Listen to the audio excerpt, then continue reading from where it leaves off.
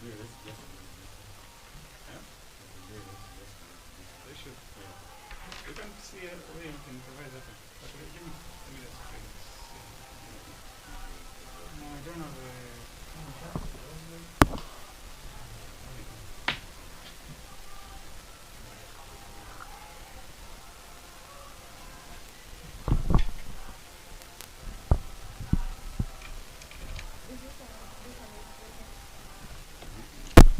Yeah,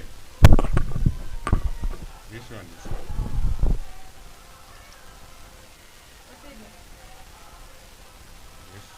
This one is working, huh? Okay.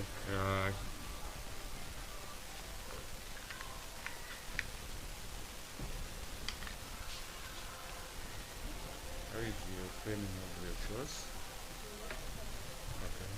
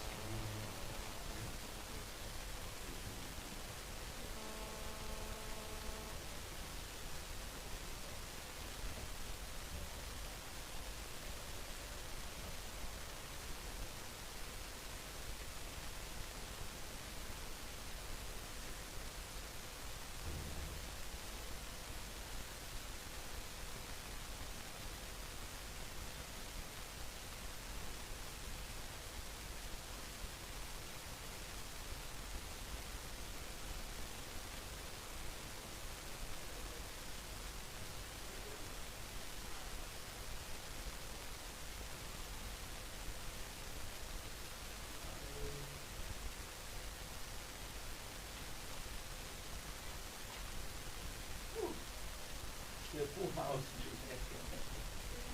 Morning, how are you? Which side? Here.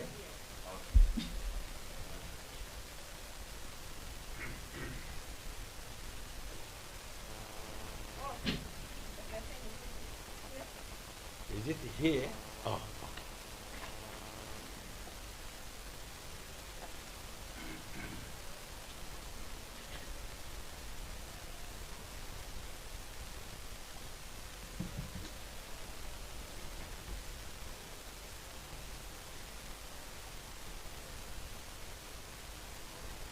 Morning, how are you?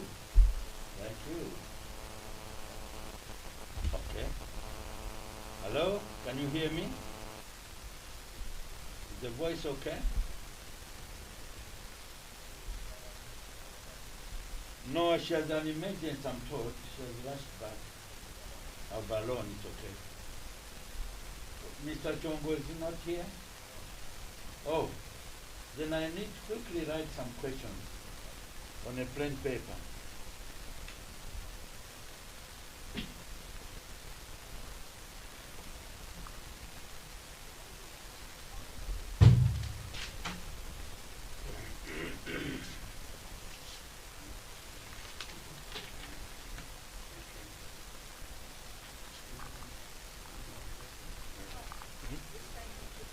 Yes.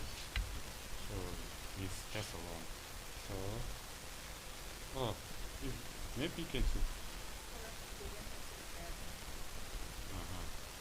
That's we are targeting two. So, okay.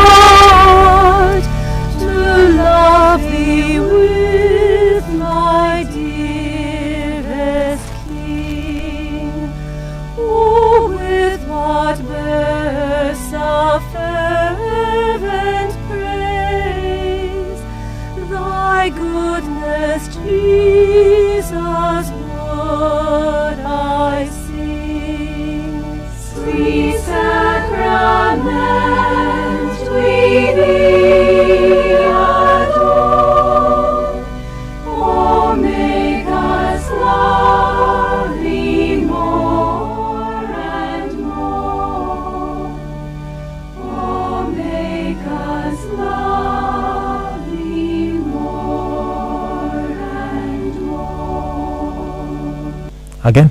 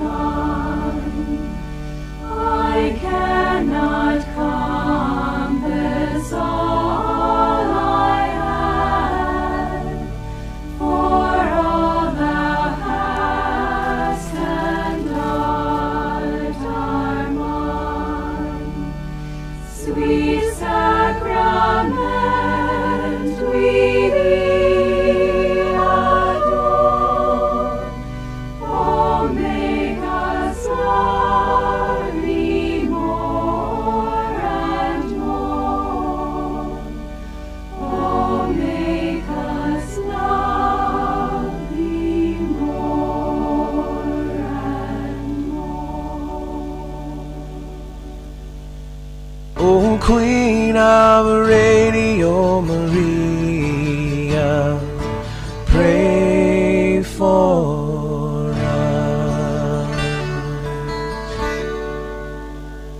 COVID-19 is real.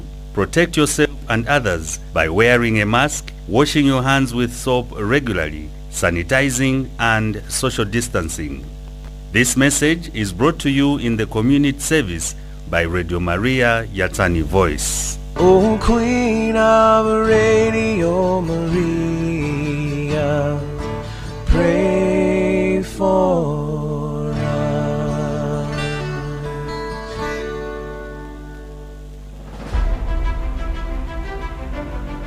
Your aspirations of healing mankind and a high-profile career are made possible here at the Lusaka Apex Medical University. We offer high-quality medical education with the best technology for your learning. You will learn from professorial teams dedicated to academic quality and standards. Enroll with us for Diploma in Physiotherapy, Nursing, Midwifery, Bachelor of Medicine and Surgery, Pharmacy, Science in Nutrition and Dietetics, Physiotherapy, Environmental Health, Public Health, Diagnostic Radiography, Nursing, Masters in Public Health and Radiology. In the new normal under COVID-19, we offer online classes where our students can interact with their professors. LAMU, where knowledge and excellence meet.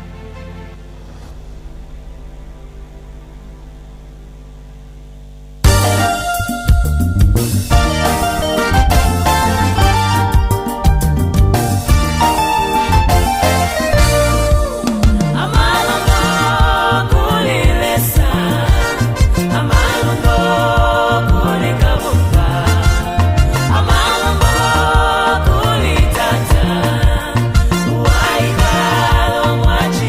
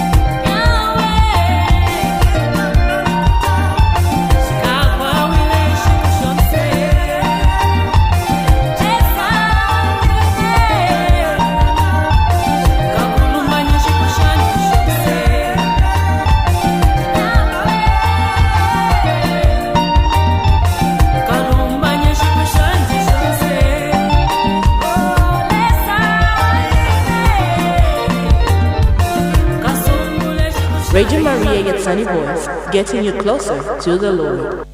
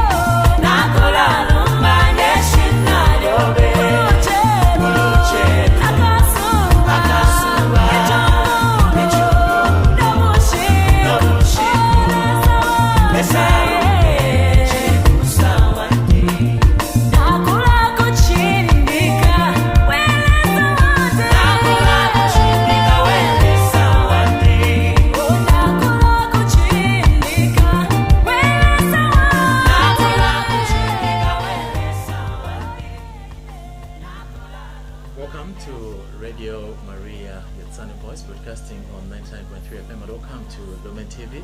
Today we are having this program, the Apex Grand Round program, which we always host on Tuesdays at 10 hours, and we talk about health issues, helping our viewers and our listeners, so that we give you the time.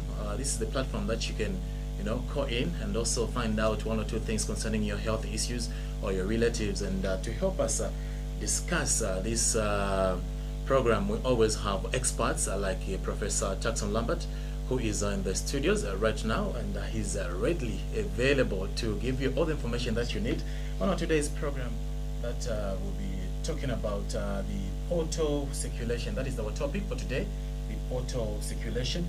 And today, as always, he comes with Madam Shinodo, but today she's not here, and he will be able to do everything to be able to give us the information that we need concerning our health issues. And I'm your host for today, Emmanuel Mazombwe Banda. Welcome to this program, Professor. Thank you. Thank you, listeners, and thank you, viewers. Good morning. May I start as usual by bringing greetings from our Vice Chancellor, Professor Lupando Munkonge, our Deputy Vice Chancellor, Professor Njeresani, our Chief Executive Officer, Professor Peter Mwava, my colleague, Professor John Mdenda, who is the Director of Medical Education, all the deans, and our prayer warriors, the Registrar, Dr. Msidi, and all class representatives from various classes in various faculties. And I should also comment on Amalumbo Kuriles. I think this is a wonderful song which we always start with, because we want to remind ourselves that we should thank God at all times, morning, noon, in the evening, even at night time. We should thank God for what we are, and for humanity to have been created in the name of Adam and Eve. We thank God for that. And we also want to encourage our Apex Medical University students to remember that the formula for success is the prayer plus hard work. And this is your time for academic hard work.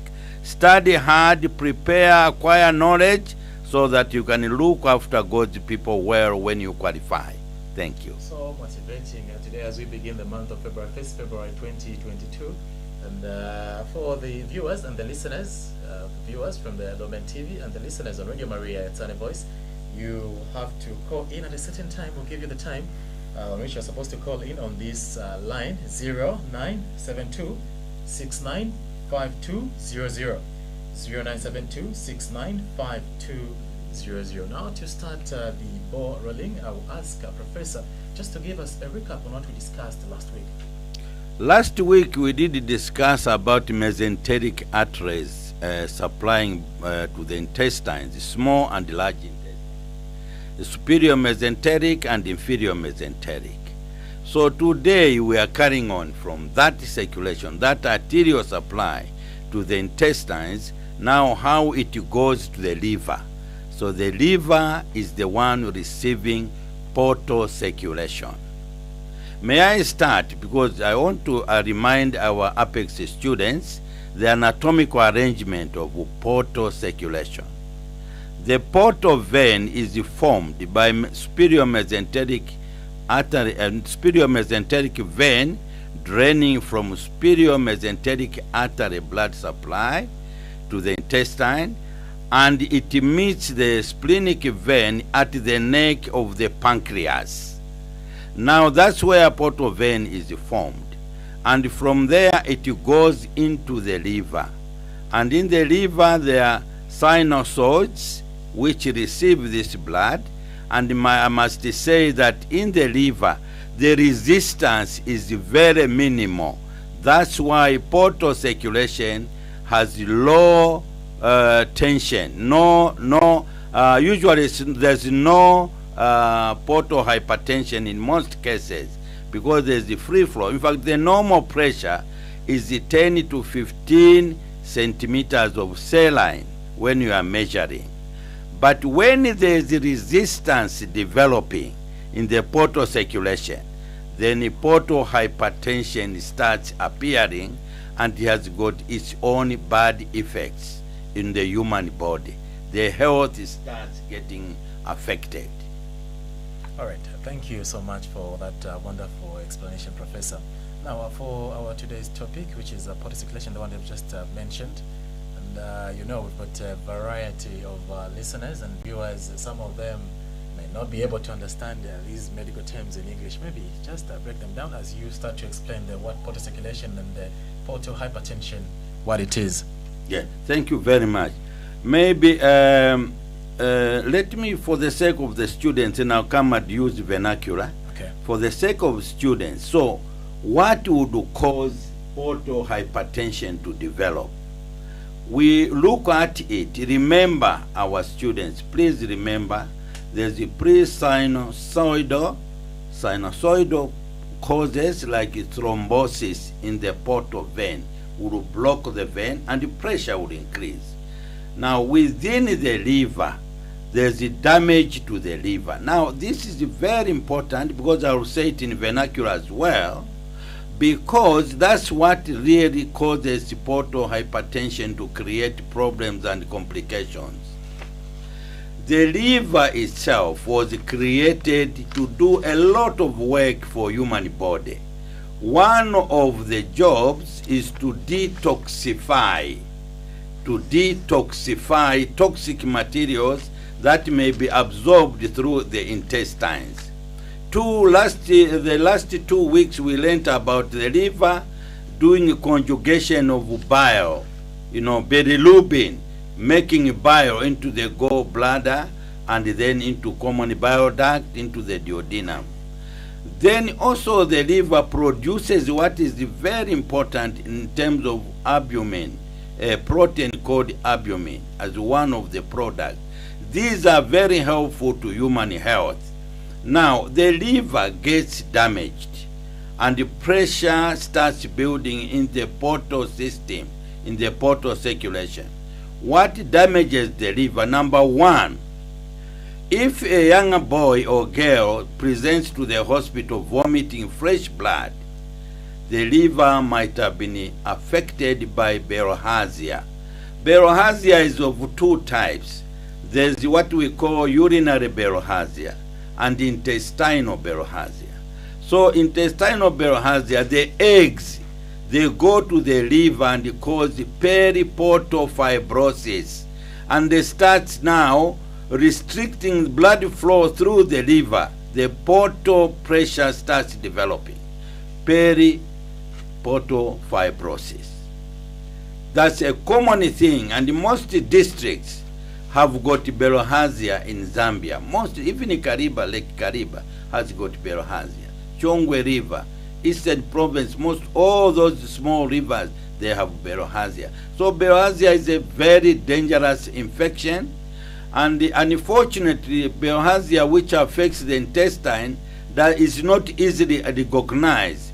It's Schistosoma mansoni, not easily recognized, because the hematobium you tend to see blood in the urine. But intestinal one, they can stay there for a long time. But anybody who has bilharzia in the urine and there's hematuria passing blood in the urine must also check for intestinal bilharzia. That's very important. Professor, yes. How can you know that you've got bilharzia? Yes. Are there any symptoms? Yes, the symptoms usually, in endemic areas. All boys, as we grow older, we pass blood in the urine.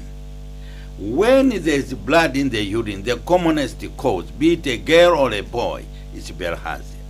So that one should be properly investigated and must be properly treated completely. And also check that the intestines do not carry the same bilharzia.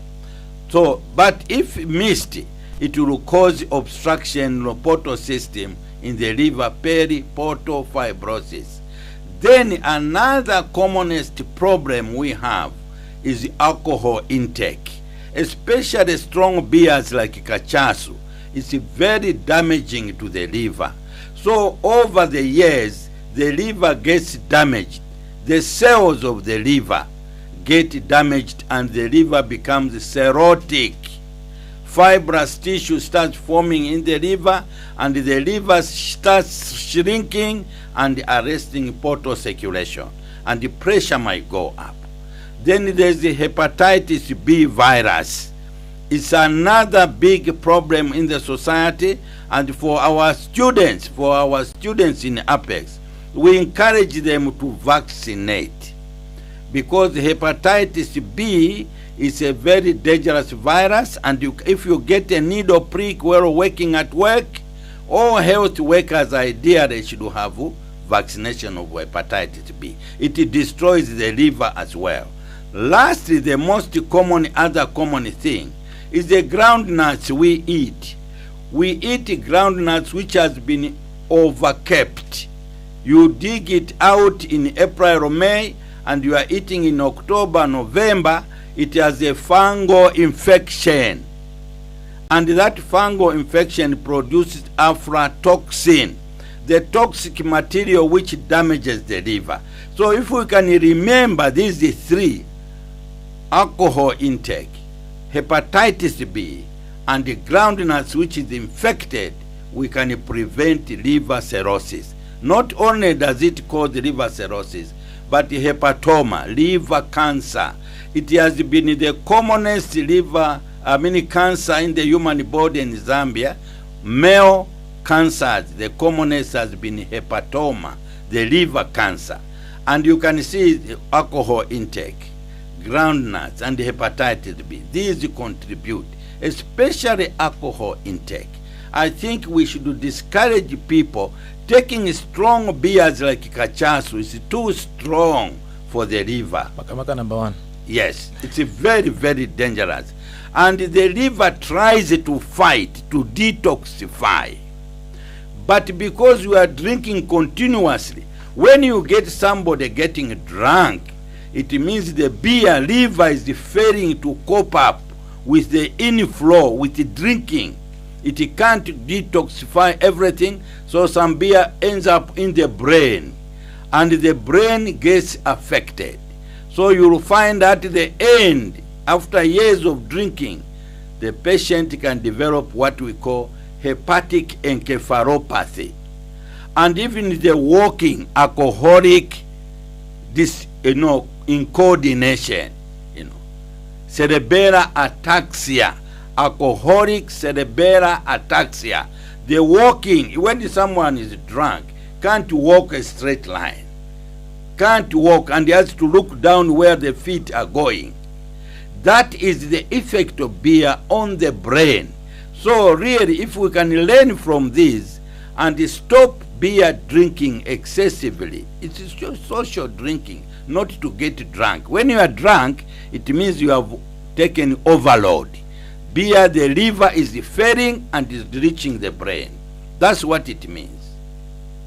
All right, well explained there. So let me now speak in Nyanja so that our people can also hear. Yes, the Chipata also is Chipata is connected. Yes. I'm so happy because we have just opened the Apex facility in Chipata. We have started the pre-med training in Chipata.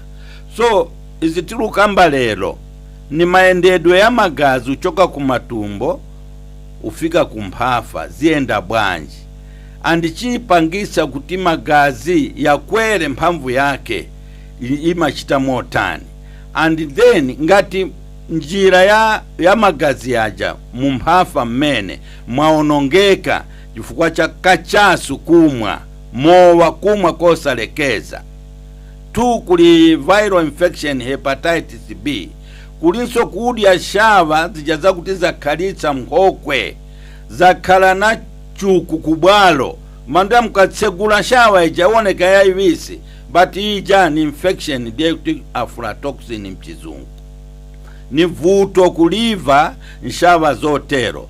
So patatu apa pakuti tingabweze mwamsanga vuto la mphafa ukhala na kansa olo mphafa uvala njira kuti mwana asanze magazi. Anyamata 25-30 years ngati wayambo sansama usanza magazi, ndiye kuti portal pressure yachita rise. Nthawe zina ma hemorrhoids votupa njira ya chimbuzi, ma hemorrhoids ndiye kuti pressure mu portal circulation yakwera, mphamvu ya magazi yakwererapo chifukwa njira zochosera magazi uchosa mphafu opita ubwerera kumtima yavalika. Mavuto ni amene aya aflatoxin, mowa kumwa na viral hepatitis B. Vamenevo ndio ubwesa vuto lalikulu kwambiri mdziko. So tichepetse kumwa mowa, andi mphafa imadwala kansa, andi mphafa azibambo wa Mzambia mphafa ndiye na kansa ya ikulu yopitirira pa makansa yonse ya namba imakwera chifukwa chakadiedwe na kamwedwe ziko. Ziko mukambiri mwakamba zomveka ndithu ndizindikira kuti ngakhale kuchipata komwe akumva zimene mukulankhula pa Lumen TV na onso akulondera zimene ife zimene mukulankhula ngakhale pa Radio Maria Yatsani Voice 99.3 FM na onso akumva particular lero tikukamba pa za portal circulation zimene akhala kuchita explain pano wa Professor Jackson Lambert. Ndine mkonzi wanu Emmanuel Mazombwe bana, ndipo kuja kumakina kuliwa John Simambodu aminaza kale kutenga makozi yanu amene ngati mutuma pa 0972695200 0972695200. Now Professor, what is the bleedy virus from the esophagus? Yes, mwachita bwino ufunsa ilo funso ndiye kuti ngati when there's a problem, there's a portal hypertension. Some of the veins that get dilated are those from the esophagus. Now the esophagus is the gullet, the tube we use to swallow. At the lower end, if the veins are dilated, any time they can rupture and the patient will start vomiting fresh blood, and it can be massive. It's dangerous, you can lose a patient. So such a patient should be quickly be brought to the hospital, be taken to the nearest hospital. And for Apex, please, when you are working in the hospital, ask, when you are working, say, in the emergency wards or where you are working, ask if you have, there's a what we call esophageal, Sang-Staken Blackmore tube, because that's the tube which can be life-saving. It's a 4-channel tube. It's better to have it at every admission ward in case such a patient arrives vomiting fresh blood. And this is usually due to bilharzia, which has blocked, has caused periportal fibrosis, and has caused varices to develop in the esophagus. If you swallow that tube, there's a balloon, the gastric balloon and the esophageal balloon. We inflate the gastric balloon by injecting 300 ml of air so that it doesn't come out. It stays in the cardia of the stomach. Then the esophageal balloon, we build pressure on it to 40 millimeters mercury. It will stop the bleeding. There's another channel right in the stomach to aspirate so that you can be checking if the bleeding has stopped. Then there's another top channel on top of the esophageal balloon so that if the patient is swallowing saliva, we can also aspirate.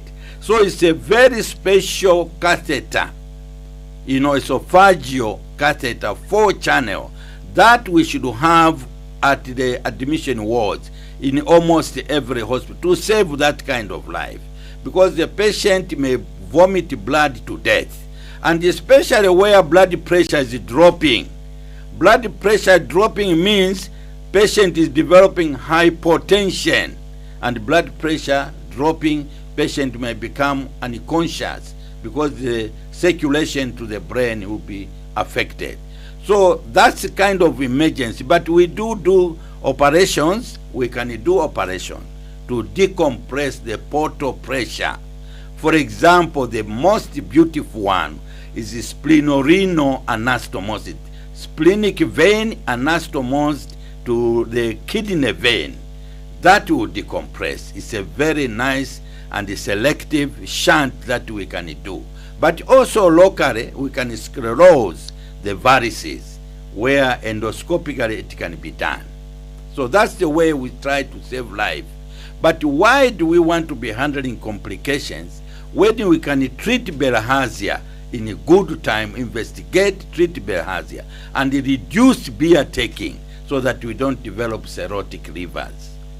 Bilharzia yani mwakambapo ilina age limit wamene vangadwale kuti ava kuchokera pa maizi yasofika pa ndiyo vangadwale venango yai? No, every age can suffer bilharzia as long as you are exposed to infected water.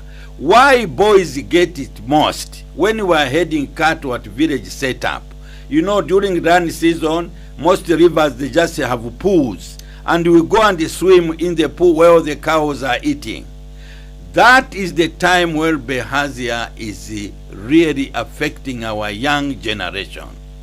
In the bathing water which is in the river, you go to the river and wash, and the bilharzia is in that water. I hear Kariba Lake also has got bilharzia.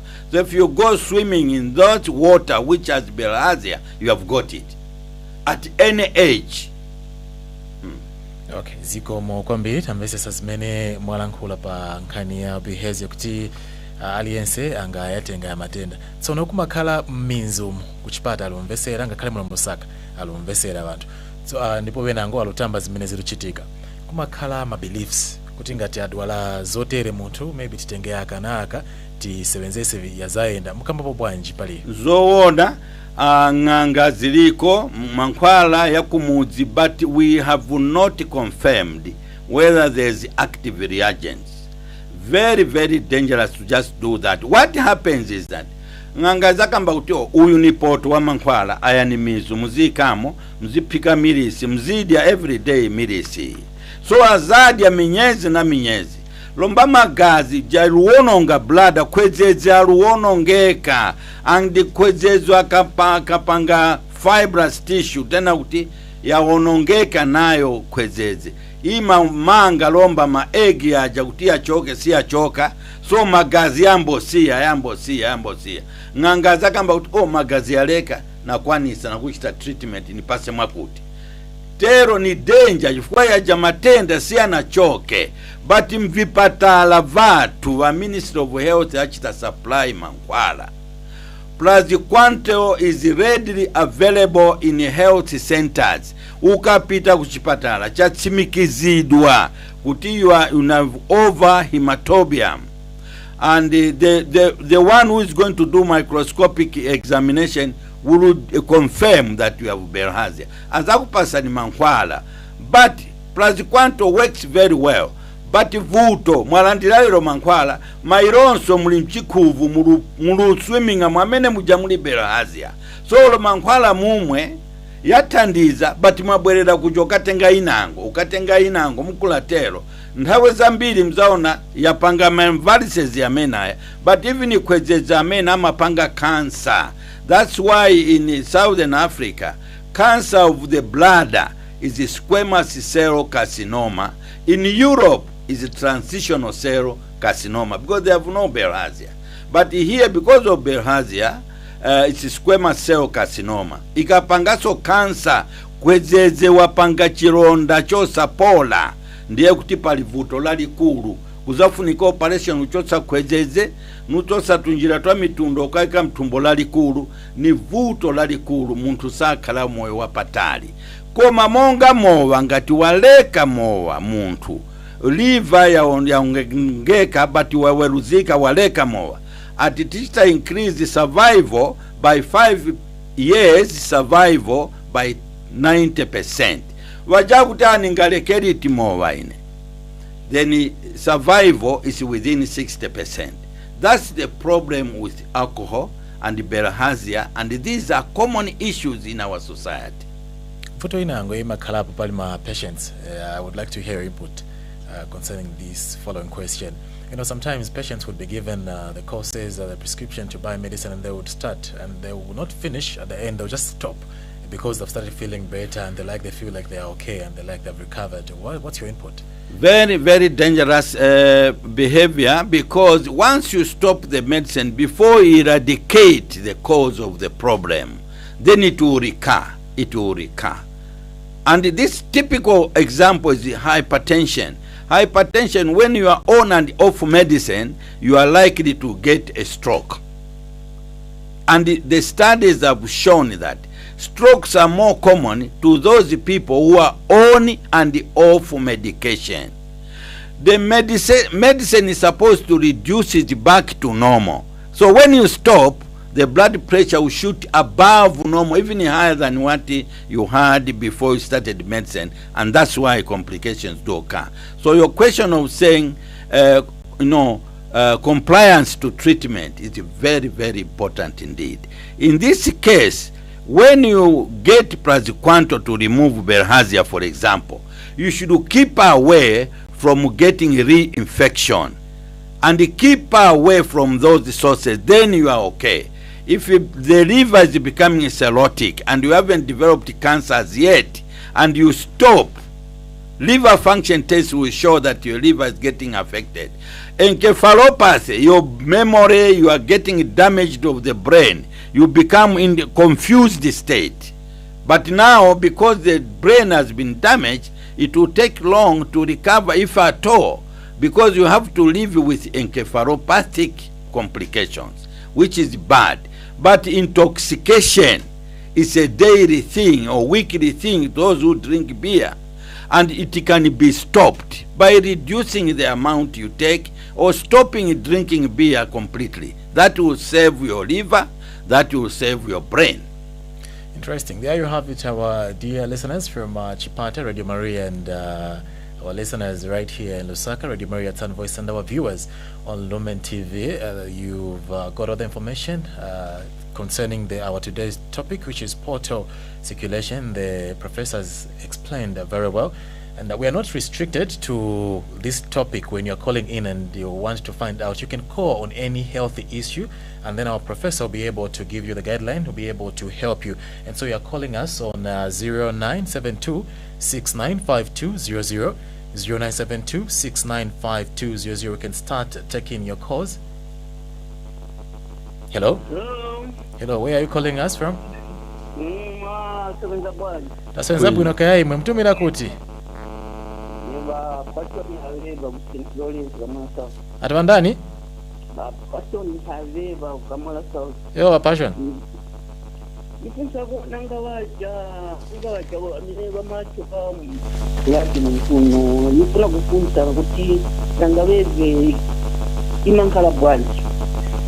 Mpuno. Okay. Yeah. Okay, so we can take, I think we'll be taking 3 questions. Okay. Do we have another caller? Okay, you can call in on 0972 695200, 0972 695200. Hello? Hello, Bwino mwaka bwanji? Bwino, Dr. Mwauka. Na ukamai mwauka bwanji imwe? Na ukabwino, chama chimba kawati. Eya, nadziwa kale ne. Apa mafoto kwa balamba tinambele. Manje sasa ni fuseko nja kuti ngati watu bakugwira ti wadwala TB balamba ti. Ukoso kwa kutoka ti blood pako because of the blood.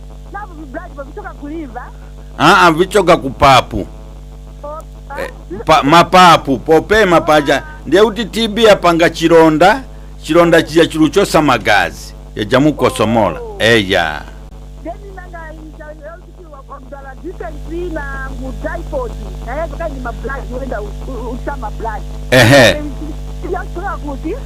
Ndiye kuti matumbo achita vironda na typhoid ija infection mwachita vironda lomba viluchosa blood ya mene mesenteric blood.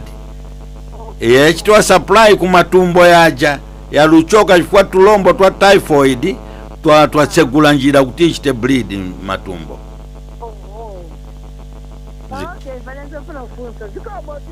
Ziko mama. I think we can take another call to make it 3, because this one has already been answered. As we are waiting for the professor to respond to the first question, we can take another one. Hello? Hello, Jumadia. Hello, good morning. Morning, Bwanje. Tilibu ino kaya imwe? Bueno, ndina patio langi. Gaji nyao. Okay. Manje ina funzo ine.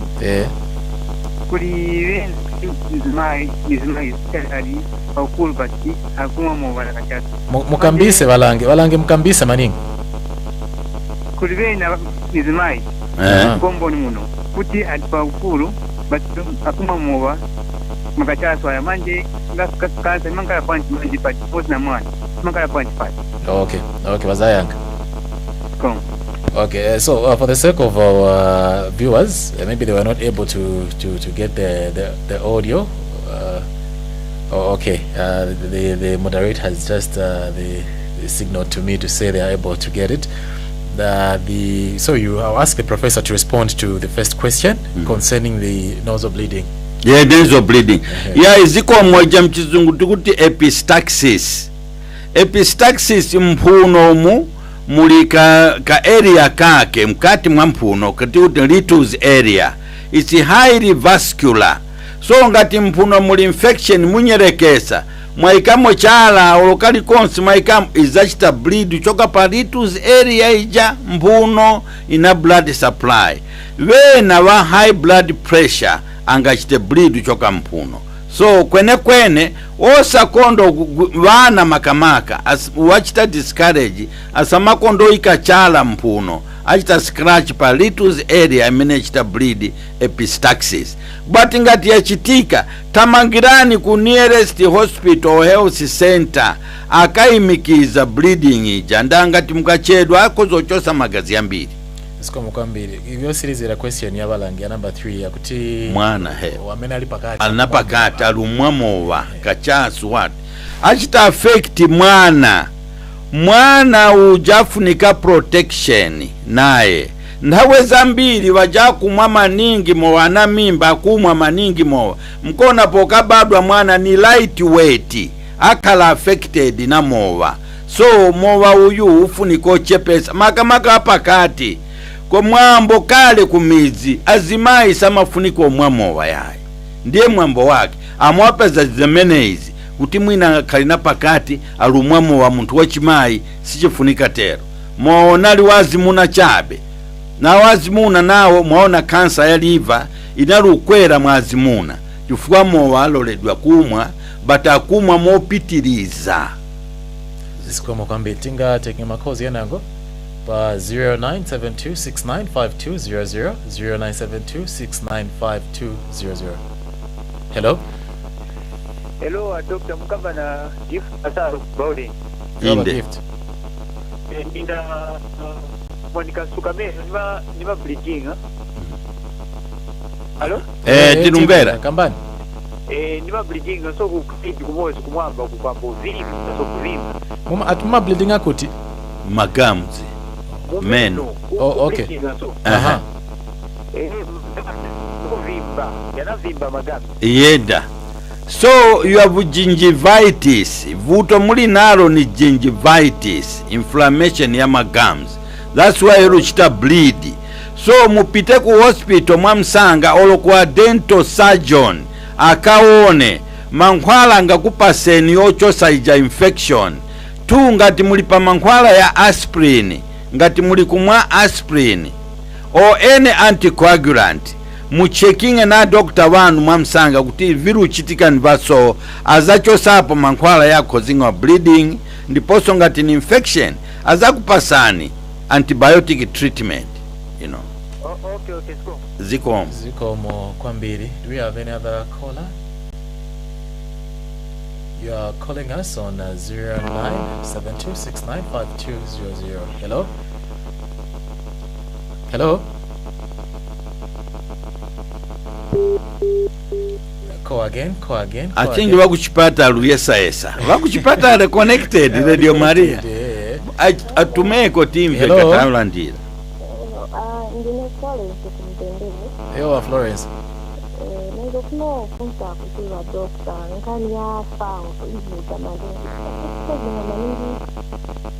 Hello.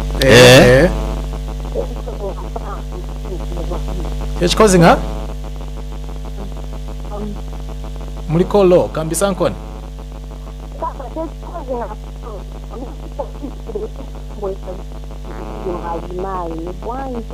Bwezampo on foot stands Vera. Network, I think you're breaking a line.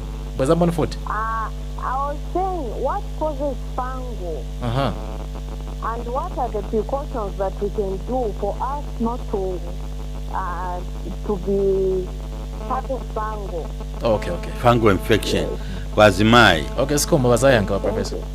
Yeo mai mwafunsa bwino ngako njira yo mai fungal infection imachitika zoona but chifunika uona ni tupi defense system immunity libwanji mtupi tu titenge upita ku gynecologist akapima zachita swabu kutaone fungal infection ni mtundu wanji andi mankhwala antifungal mulandire then azakuza ni chiweruzo mmena akapenyere microscope kuti fungal ni this type and the immunity yanu resistance white cell count differential count CD4 count voza akapime ndanuona kuti chirubweresa fungal infection mzimaye ni chiani vipezeke then mlandira treatment yake.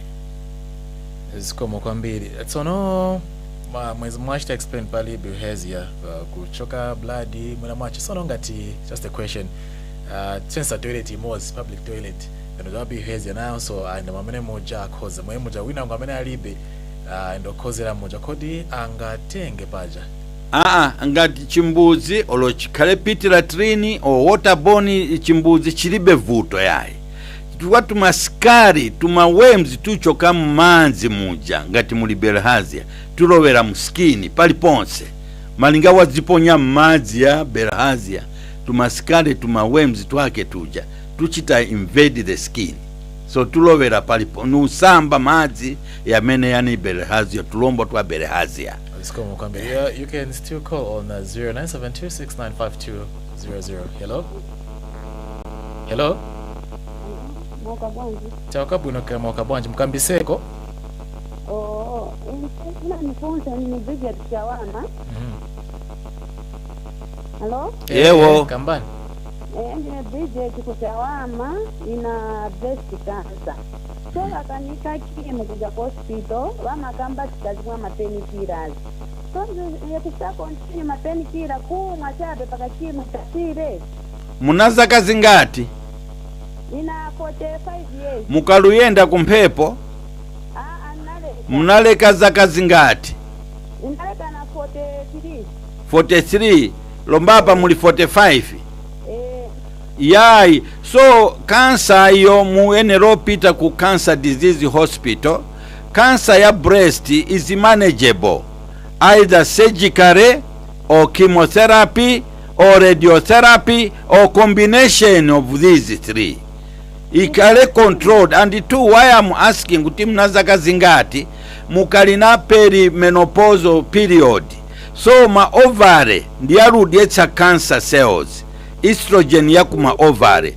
So mukambirane nawa doctor vanu kuli mankhwala tamoxifen yochita suppress estrogen, but ngati mungalole operation ukachosa ma ovaries mungakhale na benefit yakuti cancer ikhale controlled. Mufulumire mupite ku hospital yaikulu monga kuja ku cancer disease hospital. Mupeze thandizo mwamsanga cancer isinachoka mbere upita mziwalo zina za tupi. Mufike mwamsanga kuchipatala please. So kwa ina mene muli kutuma ngati mwafunsa question munga cutting and then mzimvera ko radio so atakupasa ni response to avoid feedback. Do we have any other call? You are calling in on 0972695200 ndi mpata wano ina mene muli kutamba na mene muli kumbesera. So mungatume, you can ask on any healthy issue. Hello? Hello? Hello, good morning. Yo. Morning, how are you, sir? Okay, how are you too? Your names and where you're calling us from? This is Kevin Maricon from Sindertown Center, Sindertown, that's my born and bred in Cinder myself. I'm so happy. Yes, Mr. Kelvin. Yes. I have my grandfather. The problem that he has is maningi munaiti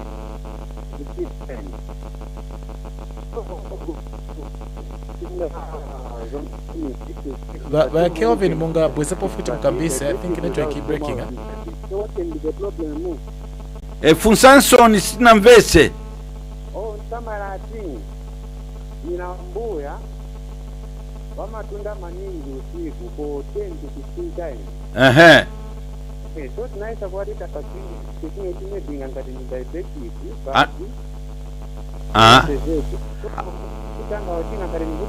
inde mafunsa bwino ngako kusinda huko. Vuto la mdala yo tunda kaviri ni majority ni prostate enlargement. Prostate yakula mkati umo iruvala njira yotundira. Nthawe zambiri frequency of passing urine utunda kaviri usiku pambana msana ni prostate ichitisatero. Anda akapito okatunda kuja amaenda mofulumira kuti ungachoke mtundo tikuti urgency. Akafika kuja okatunda achitoembekezera tikuti hesitance. Then force ya urine niyo chepekerapo tikuti weak stream. Then potsiriza bacha achitodontha mitundo achitodontha ndiye terminal dribbling. Ivi visanu ivi vooneka kumuntu ndiye prostate enlargement. Ingakhale benign undanauza kuti sicho kama malo mwake, olo cancer ndiye kuti ipita mzivalo mwina mkachedwa treatment. Musachedwesa mdala please, you know. Gulisanko ni ngombe, tina vingombe kwa tukusinda. Gulisanko ni mwapereke ku St. Francis kwa pedulu akawaone kuchipatala huko zikomo. Zikomo kambili. Hello? Hello? Hello? Hey, good morning. Morning, how are you? Okay, how are you too? Your names and where are you calling us from? This is Tryson calling from Katete. Yes, Katete, by Tryson. the way, my school. Katete. Yes, go on. Tekimalengesa muntu achililime izule mkamale kano kamba njani. Lilime kukula? Zula mkamale nankhala difficult in speaking. Yes. Kano kamba buno vale konveka. Zikomo. Katete, ya. Mafunso labwino, bati lulime ilo liwonekera tupamotani ni kumodzi olo lilime lonse ngati ladzala ngakhale allergy material imene liko or ingakhale swelling mkati, cancer of the tongue is also a possibility.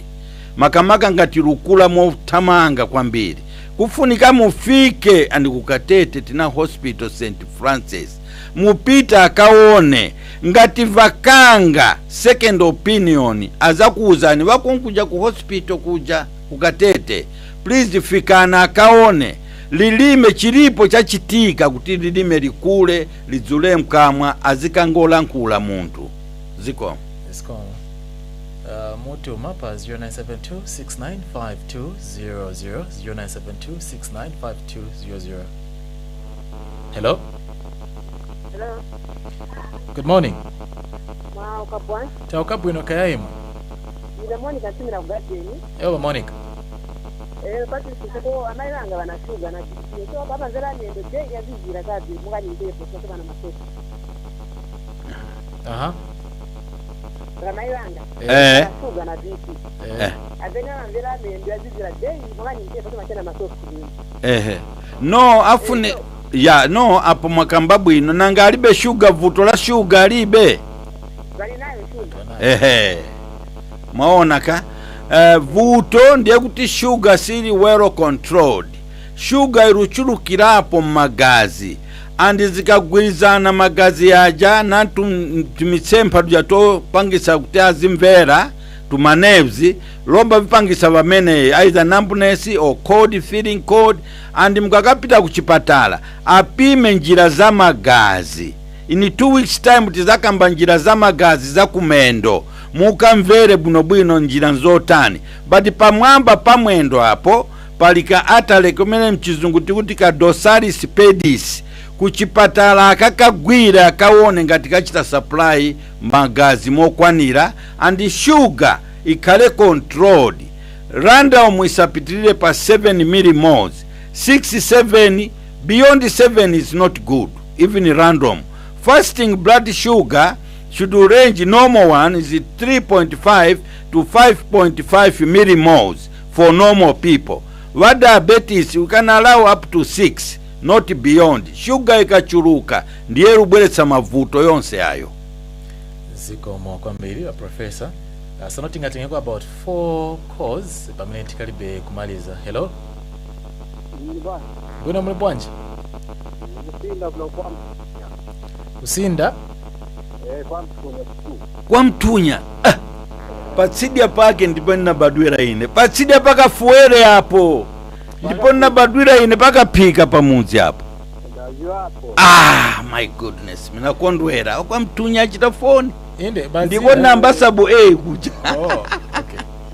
Okay nifuno kusako mundu ngati potunda amambira ufizi sana uwa yamba nisana kuandika na katunda akakunda tunda basi uleka utunda bila katatu watunda waleka ndipo utunda kuchemuke bandi. Interrupted urine stream, interrupted.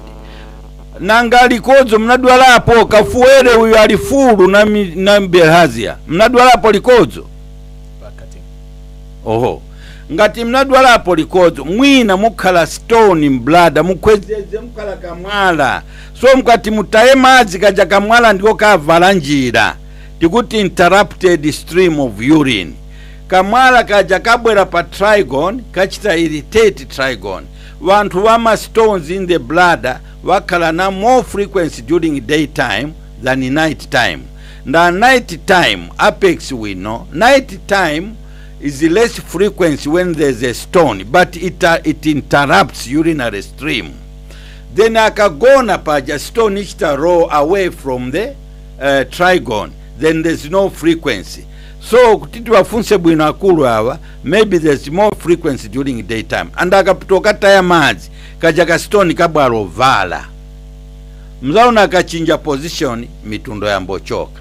So this is a well teaching point of differentiation between prostate and bladder stone. Prostate frequency more at night, bladder stone frequency more during daytime. But I think as Africa uchipatana. So no, indeed, kangati. I'm also interested. Yes, no, the total amount of urine per day for a normal person is 1.5 liters, 1,500 mils of urine per day. But depending on how much water you are taking, if you are drinking beer, the kidneys are trying to remove the beer. That's why at the bar, frequenting to go and pass urine, it's the kidneys trying to take the beer out.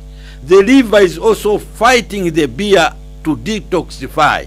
But if you are taking more and more, then you are drunk, the brain now is getting affected. So tingatenge makozi yanango pametenda kumaliza ya distakamba chikwa nise lonjezo. Hello, mulipwanje. Bwina mulipwanje? Mukakambise kukamsankoni? Nina 7 years. Ndine Robert Ntonga ni Mutengi Malawi. Oh, very good. Yes. So napezeka kuti nandibema fwaka. Then nabwanaona pia maeji yapita nakula na nafia. Inde. Then after nafia fwaka watingoni. Ndiye napezeka kuti namba kudwala. So napita kuchipatala kukapimisa. Anandipeza kuti ndina sugar yayi. Ndiye si anandipeza kuti ndiambe mangwara kuti ma insulin andizba ma injection ya insulin. Inde. Ndiye natana. Ndiye natanzo kwera kuma fruta. Ndiye after namba kusanzo ndati ya kudwala after kuchipata ukapimisa. Ndiye napezeka kuti sugar ija inalipa 11.5. Kwa pezeka yapezeka mu 5.5 normal. Oh, good.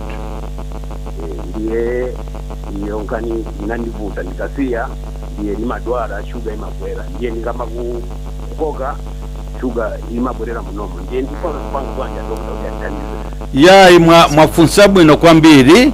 That's why Apex University yatu Apex difuna ochita research mu traditional medicines. Ma plants na ma trees na fodia umene for medicinal value difuna tikaone chipangisa kuti kale medicinal value ni chiani. Difuna tikapeze active reagents. So i research tayamba kale kuno kulufunsa. I research center ya Apex tizafunsa vonse hivyo. Ichimwakamba kuti ngati mwaleko koka fodia mwakamba kuti wachingoni mkaleko koka sugar ikwera. Andi mkambo koka fodia chite sugar itsika to 5.5. I think tikapime tikaone fodia uimu koka ulibwanji muli medicinal value o bwanji. So tizafuna wotero kuti tikatengeko chitsamba cha mene icho kuti tikaone what is the active reagent in that. Apex is going towards that research direction. Do we have any other? Hello? But inakondwera kutiwa kumchinji wa chita phone. Kumalawi. Kulibe? Hello? Hello. Good morning. Good morning. How are you? Okay, how are you too? How are you, Dr. Fine, how are you? I'm calling you from Katete. Katete kwa tukuja, yes. Yes, St. Francis, just opposite the hospital. Very good. Pachambuli. Pachambuli. Inde. Chabwino. Nizofuna funza. This problem I've been experiencing for some time now. Maybe 3-4 years or so, or more than 4 years. I don't have anything. No matter how you can prepare lyrics, you have the titles what I can't know. Ati vuto lanji? Kambisani futi. Oh, vuto nanga marati fungo, sinembera fungo yakintu kilitona. Oh, smell, loss of smell. Yeah, loss of smell, yes. Yeah. No, I think ni vuto limapezeka kuli tuma nerves tukuti olfactory nerve ibera mphuno utenga fungo lili lonse uchoka mphuno. Lombatu amene tuja tukaonongeka nanga mumadwala mutu kodi nanga linamba bwanji kuti fungo lumvera fungo kusiye mupite kuchipatala mulipa opposite St. Francis. Mupite kuchipatala kwa mino akaone mphuno chilipo chachitika chimene chatesa umvera fungo mphuno.